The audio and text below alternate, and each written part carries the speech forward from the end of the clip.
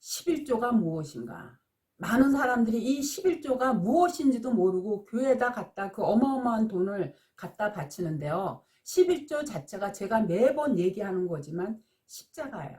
그렇다면 11조가 무엇인가? 이거를 성경에서 봤을 때요. 하나님께서 왜 이스라엘에게 11조를 하라고 명령하셨는가? 하늘나라 재정이 부족해서 그러셨는가?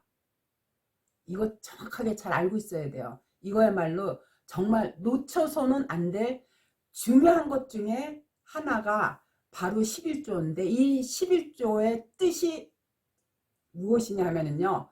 약속의 땅과 관련이 있다라는 거예요. 하나님께서요.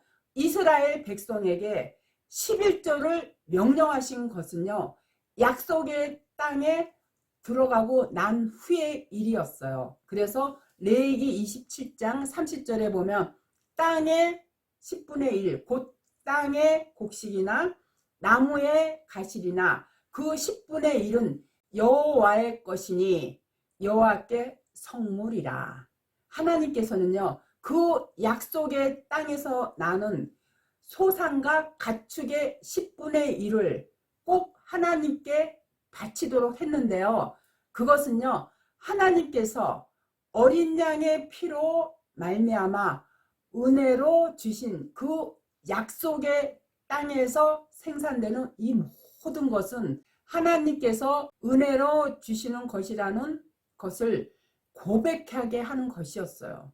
그렇기 때문에요. 하나님은요. 하나님의 은혜를 기억하라. 이런 의도에서 11조를 허락하신 거예요. 그렇다면 그 땅과 그 땅에서 나는 소산은 하나님의 전투를 통해 너희에게 은혜로 주신 것이라는 것을 기억하라는 이런 하나님의 의도가 여기에 숨어있기 때문에요. 이게 바로 11조의 근본이에요. 그렇다면 그 11조가 어떤 것인지 조금 더 이 계시가 점진적으로 되어 있어요. 그게 신명기 14장 22절 이하에 보면은요. 너는 마땅히 매년에 토지 소산의 11조를 드릴 것이며 내 하나님 여호와 앞 곧 여호와께서 그 이름을 두시려고 택하신 곳에서 내 곡식과 포도주와 기름의 11조를 먹으며 또 내 우양의 처음 난 것을 먹고 내 하나님 여호와 경외하기를 항상 배울 것이니라. 여기 보면요. 하나님께서 11조를 건석들과 함께 먹으라고 하셨어요. 그렇기 때문에 11조는요. 그 용도가 우리가 아닌 것처럼 단순히 레위인들의 생활비에 국한되는 것이 아니라 하나님께서 은혜로 주신 것을 다시 하나님께 바침으로 그 모든 것들이 은혜라는 것을 확인하고 자신과 건속들이 나누어 먹으며 잔치를 벌이는 것이 바로 11조인 거예요. 그런데 23절을 보면은요. 11조를 먹으라고 하시면서 내 곡식과 포도주와 기름의 11조를 먹으며 또 우양의 처음 난 것, 즉 만물. 그런데 23절을 보면요. 11조를 먹으라고 하시면서 내 곡식과 포도주와 기름의 11조를 먹으며 또 내 우양의 겨울 난 것을 먹고 라고 말씀하셨어요. 그렇기 때문에요. 11조라는 것은요. 우양의 처음 난 것, 즉 마지, 만물, 이와 아주 깊은 관련이 있음을 알 수가 있어요. 그렇다고 성경이 말하는 이 만물이 무조건 처음 난 것을 말하는 것은 아니에요. 그래서 민수기 18장 12절 이하에 보면 그들이 여호와께 드리는 첫 소산 곧 제일 좋은 기름과 제일 좋은 포도주와 곡식을 내게 주었은즉 그들이 여호와께 드리는 그 땅 처음 익은 모든 열매는 내 것이니 내 집에 청결한 자마다 먹을 것이니라. 따라서 이 구절은요. 하나님께서요. 레위인들과 제사장들의 분깃에 관해서 설명하시는 말씀인데요.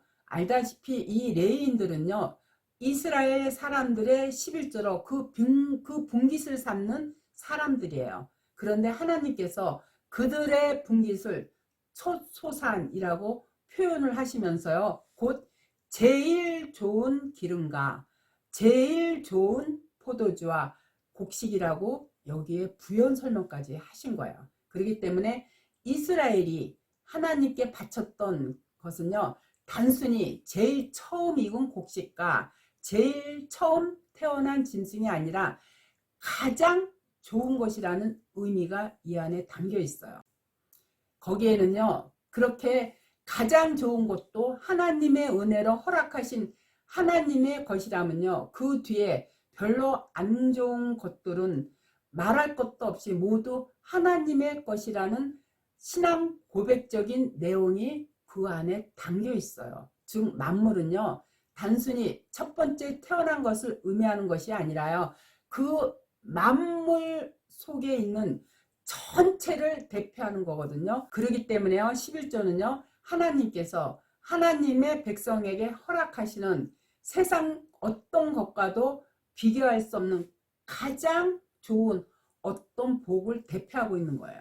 만물하면 대표적으로 생각나는 것이 무엇인가? 그게 바로 출애굽의 유월절이에요. 그렇기 때문에 이 11절은요, 이 유월절과 아주 밀접한 관련이 있다는 것을 알 수가 있어요. 유월절에 애굽의 장자들이 다 죽었을 때 하나님께서요, 어린 양의 피를 문설주와 임방에 바른 이스라엘의 장자들은요, 모두 살려주셨어요. 그리고 그 이스라엘에게 내가 너희 장자들을 살려주었으니 처음 난 것은 사람이건 짐승이건 모두 나에게 바치라는 명령을 내리셨던 거예요. 민수기 3장 13절에 보면은 처음 난 자는 다 내 것임을, 내가 애굽 땅에서 그 처음 난 자를 다 죽이던 날에 이스라엘의 처음 난 자는 사람이나 짐승을 다 거룩히 구별하였으니 그들은 내 것이 될 것임이라. 나는 여호와니라. 또 레위기 27장 26절에 보면은요, 오직 생축의 첫 새끼는 여호와께 돌릴 첫 새끼라.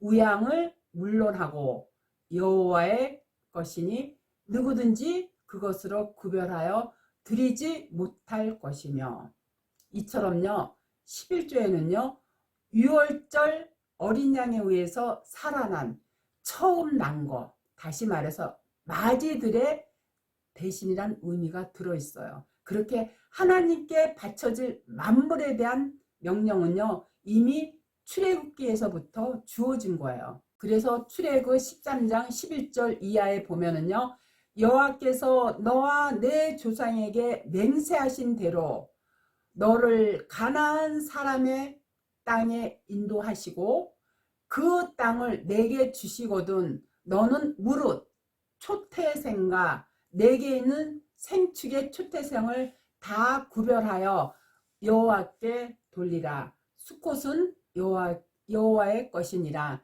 나귀의 첫 새끼는 다 어린 양으로 대속할 것이요 그렇게 아니하려면 그 목을 꺾을 것이며 너의 아들 중 모든 장자된 자는 다 대속할지니라. 장래에 내 아들이 내게 묻기를 이것이 어쩌미뇨 하거든 너는 그에게 이르기를 여호와께서 그 손의 권능으로 우리를 애굽에서 곧 종이 되었던 집에서 인도하여 내실세.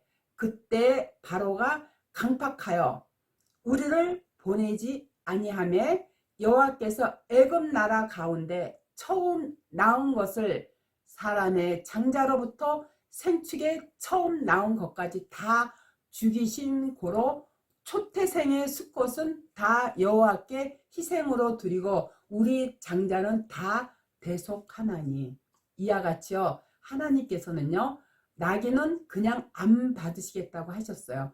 나귀는 어린 양으로 대신 바치라고 하셨는데 만일 그 나귀를 대신할 어린 양이 없으면 나귀는 목이 꺾여 죽게 된다라고 이렇게 분명하게 밝히셨어요.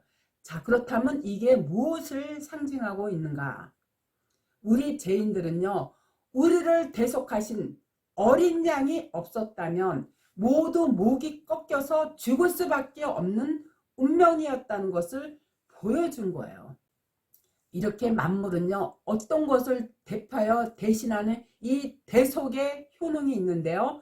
11조가 바로 그것을 내용으로 담고 있어요. 그런데 하나님께서요, 이스라엘의 장자들 대신에 한 지파를 선택하셔가지고 전체 이스라엘 지파를 대표해서 장자로 삼으셨어요. 그게 바로 레위 지파예요. 레위 지파는요, 하나님께 전체 이스라엘을 대신해서 바쳐진 대속물이기 때문에요, 약속의 땅에서 기업을 받지 못해요. 그들은요, 약속의 땅에서 받지 못하고요, 그들은 하나의 제물인 거예요. 그래서 이스라엘에는요, 야곱의 12아들 중 요셉의 2아들이 각각 한 지파씩 이루었기 때문에 원래 이 므낫세와 에브라임 지파를 포함해서요, 13지파임에도 불구하고요, 레위 지파는 약속의 땅에서 지파로서의 이름을 상실해 버리기 때문에요, 이스라엘은 12지파가 된 거예요. 그렇기 때문에 레위 지파는요, 나머지 12지파를 대신해서요, 하나님을 섬기는 희생 제물로 바쳐진 거예요. 그래서 민수기 3장 40절 이하에 보면 여호와께서 또 모세에게 이르시되 이스라엘 자손의 처음 난 남자를 1개월 이상으로 다 계수하여 그 명수를 기록하라. 나는 여호와라. 이스라엘 자손 중 모든 처음 난 자의 대신에 레인을 내게 돌리고 또 이스라엘 자손의 가축 중 모든 처음 난 것의 대신인 레인의 가축을 내게 돌리라. 그렇기 때문에요, 레위 지파는요, 이스라엘 전체를 대표했어요. 하나님께 바쳐준 대속물인 거예요. 하나님은요, 이스라엘 전체를 하나님의 장자로 여기시고 그들을 애굽에서 건지셔서요, 하나님의 자녀를 삼으시겠다는 교회를 향한 하나님의 구속의 약속을 어떻게 이루실 것인지를요, 레위인들을 이스라엘 장자로 삼으셔서 하나님을 섬기게 하시는 것으로서 모형을 보여주신 거예요. 한 대속물이요, 하나님께 바쳐짐으로써 나머지가 전부 복을 받게 되는 원리, 바로 예수 그리스도를 통한 구원을요, 이와 같이 그림으로 보여주신 게 바로 11조의 의미예요. 그렇기 때문에요, 이 11조라는 건요, 교회들이 얘기하는 거 수입의 10분의 1을 내는 게 아니라 예수님께서 우리를 대신해서 십자가에서 대속하셨기 때문에요, 다 이루셨어요. 그래서 11조 이 자체가 바로 십자가라고 하는 이유가 바로 여기에 있는 거예요. 그래서 예수님 자체가 이 땅에 뭘로 오셨어요? 말씀으로 오셨거든요. 말씀 자체가 성경이고요. 성경 자체가 진리의 말씀이기 때문에요, 우리가 성경 안으로 회개해서 돌아올 때, 그 안에서 깨달음을 얻을 때 우리가 구원을 받는 것이죠. 우리가 11조 열심히 수입의 10분의 1을 열심히 교회에다 낸다고 구원받는 게 아니에요. 그거 100번 내도요, 이런 11조의 뜻이 무엇인지 모르고 내면요, 그건 정말 다 공연불이에요. 그러니까 제발 이놈의 목사들한테 속지 말고요, 성경 말씀 자체가 깨달음의 진리의 말씀이니까요. 그러니까 말씀 안으로 회개해서요, 하나님과 동행하는 그 삶 자체가 바로 예배고, 그게 바로 11조라는 걸 아시고요, 교회한테 속지 말고요, 그 수입의 10분의 1을 더 이상 교회한테 갖다 바치지 마시고요, 그 돈 있으면은요, 불쌍한 이웃한테 빵이라도 하나 더 사주고 분탄이라도 하나 더 나누어 주세요. 아시겠어요? 11조 자체가 뭐라고요? 십자가예요. 그래서 십자가에서 우리를 대신하신 예수 그리스도가 이 땅에 말씀으로 오셨기 때문에 우리가 성경 안에 깨달음을 얻을 때 그 깨달음의 원천이 뭐냐면 바로 11조라는 거였죠. 그래서 우리가 신령과 진정으로 예배를 드릴 수 있는 거예요. 그 예배가 뭐냐면 성경을 통해서 깨달아 아는 거예요. 더 이상 목사들한테 속아서 그 아까운 11조 내지 말고요. 그러니까 교회들이 비대해져가지고 건물만 으리으리하게 지어놓는 거예요. 그게 사람을 위한 예배지 그게 하나님을 위한 예배냐고요. 하나님은 그런 예배 절대 받아들이지 않아요. 11조의 뜻만 정확히 알아도요. 여러분들 교회에 속지 않을 수 있어요. 저는 정말 안타까운 마음으로 여러분들한테 이 11조의 의미가 무엇인지 한 번 더 전달하는 이유가 11조가 바로 십자가이기 때문에 또 십자가 자체가 예수 그리스도고 그 예수 그리스도가 말씀으로 이 땅에 오셨기 때문에 성경 안에서 날마다 11조를 드리는 예배를 드리시라고요. 아시겠죠?